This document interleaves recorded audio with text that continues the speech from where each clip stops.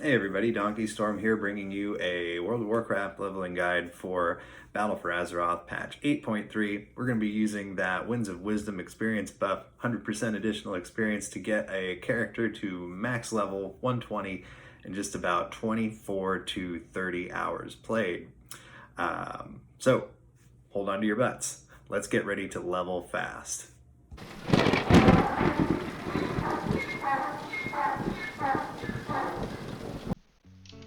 So before you start your leveling journey, you're going to want to make sure that your character has as many heirlooms on as possible and more mode enabled. If you're an alliance player, the uh, heirloom vendor is still where he's always been in Ironforge and the Hall of Explorers. For horde players, the Undercity has blown up, so our heirloom vendor now lives up on top of the Orgrimmar Gate. So if you're looking for him, that's where you can find him. Get as many heirlooms as you possibly can have access to. Upgrade them before you even start. Heirlooms are awesome. On my run, my character had plus 50% bonus from heirlooms alone. I used trinkets, I used weapons, they were all fully upgraded. I had like 2-3 slots of gear I actually needed to think about as I leveled. So gear was not something that I wasted my time on. It scaled as I leveled, which is why I would suggest just upgrading your heirlooms all the way to 110 before you even start. You don't want to outlevel your heirlooms. Maybe you forget and all of a sudden you're using outdated gear. So just take care of that right away as long as you've got the gold for it. And then of course war mode. War mode should definitely be on. The 10% experience buff is pretty huge. In my most recent run, I only ran into about 5 or 6 ganks the entire time I was leveling, which, I mean, the 10% buff more than outweighs that little bit loss of time. I mean, you can turn it off if you're just being ganked left and right, which might happen depending on where you're at, especially in Legion, but I would leave it on if at all possible. It's really helpful. So between 100% Winds of Wisdom, 50% heirlooms, 10% war mode, I was working with a whopping 160% experience bonus on my most recent leveling run. The only add-on I would really recommend using is Azeroth Auto Pilot. If you've never used this add-on before, it's amazing. It tells you what quests to do in what order. What not to do. It even gives you little hints about how to complete quests. A couple quick little tips about it. If you want to move to the next step for whatever reason, don't want to complete a quest, you can use AAP skip to move to the next step in the list. And if you get completely lost, you get kind of desynced with the order that AAP wants you to quest in, you can use /AAP reset. And that'll take you back to the first step in the sequence that you haven't completed. Then you can kind of use skip to get back on track. So if you are one of those people that say, well, AAP doesn't, like, it's hard to keep up with, I can't stay synced up with it, those two commands can really be helpful. Level 1 to 20, there really is no trick. Jump into your starting zone and start whacking those mobs. In the clip that you're watching right now, this paladin's going to get from level 1 to 4 in about 5 minutes, killing moths and doing quests. So don't waste any time going to your favorite newbie starting zone or going to your capital city. This goes by so fast that you just need to do it. It's super linear in all the starting zones. Pick up those quests, do them, you're going to be level 20 before you know it. Once you hit level 20, Horde players are going to want to head to Ashara, and Alliance players are going to want to head to Loch Modan. It doesn't really matter if you want to differ from that. My biggest suggestion would just be not to stray too far from your capital city. You're going to need to head back there shortly to train riding, and then also to head off into further expansions. So wherever you decide to go, don't go too far from your capital city. Ashara was great, but it really doesn't matter because you're going to want your leveling during this period to be a main course of dungeons with just a side dish of questing. I went to Ashara at level 20 and I didn't even finish the zone by the time I was level 60. I just queued classic dungeon after classic dungeon after classic dungeon. If you're able to heal or tank and get in even faster, that's great. Do it. Try not to repeat the same dungeon twice if you can help it, so you're always completing new quests. This really isn't an issue anyway because you're leveling and unlocking new dungeons so fast. I never repeated one, and I don't feel like I got lucky. It's just the fact that everything came so quickly. I was always getting new dungeons unlocked. So level 20 to 60, stay in those dungeons as much as possible. Soak up that sweet bonus experience for doing a random dungeon and make sure you complete quests. On a side note, if the quest giver is at the beginning of the dungeon, when you finish it, teleport out of the dungeon and teleport back in. That'll put you at the beginning. You can complete any quests you need to that way.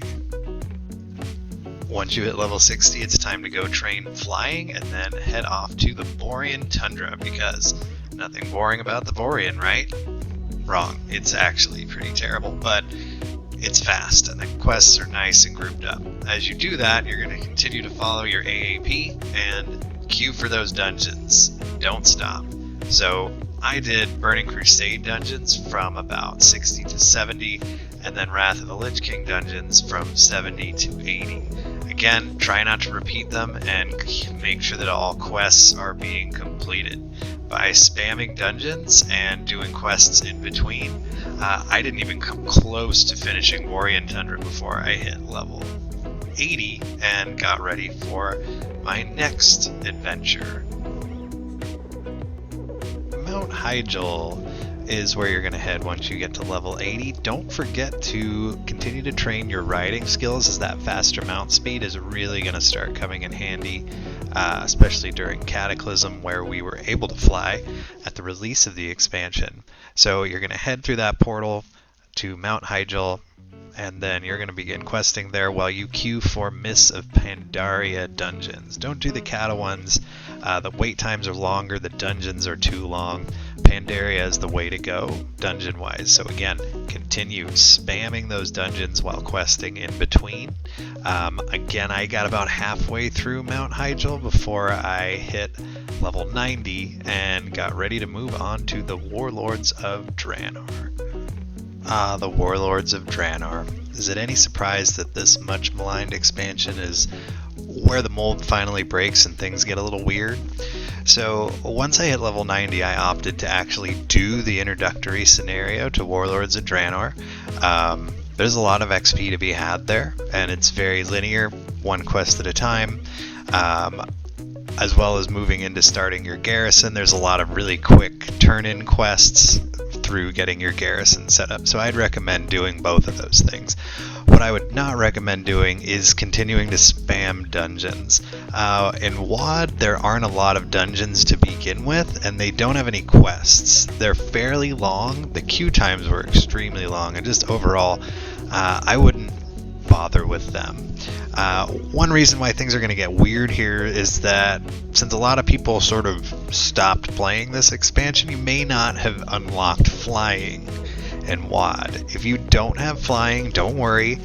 Follow AAP, and every time you get to one of those get treasures, I would recommend using a skip, because trying to get them on a ground mount is very difficult. If you have flying, good for you. You can just go ahead and fly and grab those treasures as you quest. AAP gives you a great line of questing to follow and picking up treasures as you quest, so just follow it, and within a couple hours you'll be done with WoD and you'll be heading on to bigger and better things in Legion at level 100.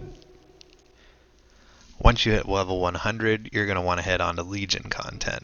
You should start by skipping the introductory scenario for Legion and going straight to your artifact weapon quest. Now, obviously this is going to differ depending on the class that you play, but they're very linear, they don't take very long, and before you know it, you'll be sitting in Dalaran waiting to choose a zone. Now the zone that we're going to start in is Asuna. You're going to follow your Azeroth Auto Pilot and complete the quests there. And if you want, when you finish the zone, you can do the Eye of Azara dungeon for a little bit of a XP bonus. From there, whatever's left, you're going to head on to Val Shira, do a couple quests there, and you're out of Legion. There's another possible route that you might choose instead. If you just want the least possible played time to level 120, then what you're going to want to do instead is only do the Legion invasions, which occur every 12 hours.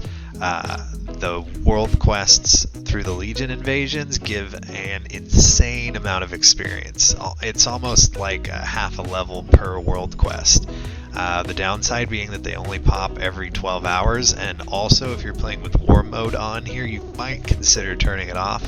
As I leveled through Legion content recently, there was a lot of level 120s ganking people. I don't know if that's a regular occurrence or if I was just unlucky, but that was my experience. Something to keep in mind. So for Legion, you're either going to choose the Azuna into Val Shira quest line, or you're just going to chill for a while. You're going to log in every 12 hours and do your Legion invasion quests, or some combination of the two. Once you reach level 110, you're going to be heading on to Battle for Azeroth content. From here, you're going to skip all the introductory scenarios and jump directly into Nazmir, completing all your quests there according to the Azeroth Auto Pilot add-on. When you finish Nazmir, you should be just about level 117. From there, you're going to head back to your capital city, choose Vol'dun as your next spot to go to, and then you're going to just continue following AAP from there, and before you know it, you will have a shiny new level 120 character. So congratulations on reaching max level. Now, all things considered, this is just one way that you might choose to hit 120. There are definitely many other methods that you could take. If you feel like I left something out, or something that you feel like needs to be elaborated on, any questions that you might have, please feel free to leave a comment. And if you enjoyed this guide and want to see more, please like and subscribe. I would greatly appreciate it. This is Donkey Storm. Enjoy your leveling.